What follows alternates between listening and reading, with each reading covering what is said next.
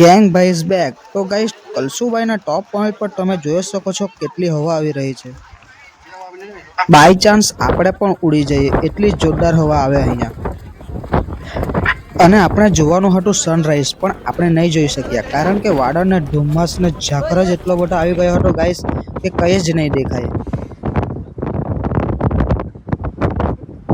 ત્યાર પછી તો અમે નીચે ઉતરવા લાગ્યા અને ગાઈસ આ છે સફળતાની સીડી જે તમે પાર્ટ 4 માં જોઈ જ હશે. ખતરનાક સીન થઈ ગયો હતો, તમે જોઈ શકો છો.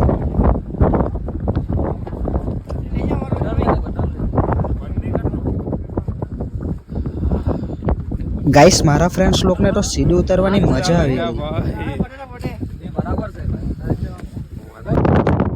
પછી તો ધીરે ધીરે અમે રોમાંચક વ્યૂ અને સીનની મજા લેતા લેતા અમે નીચે જવા લાગ્યા.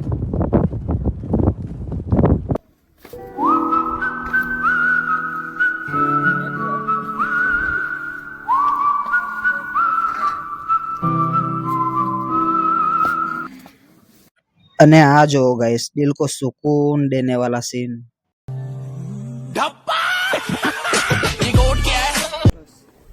3.5 કલાક પછી નીચે આવ્યા અને તમારો ભાઈ જોયું કે આરામ ફરમાવે છે.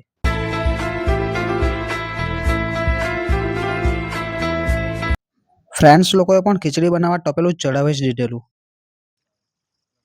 અને ખીચડી પણ એટલી જોરદાર બની હતી કે ભાઈ લોકો તારીફ કરતા જ ગયા. અને પછી તો ગાઈસ કલસુભાઈ માતાને બાય કહી અમે ફરીથી પાછા આવીશું એમ કહીને અમે જવા નીકળ્યા હરિશ્ચંદ્રગઢ. તો ફ્રેન્ડ્સ ચાલો આપણે મળીએ નેક્સ્ટ વ્લોગમાં.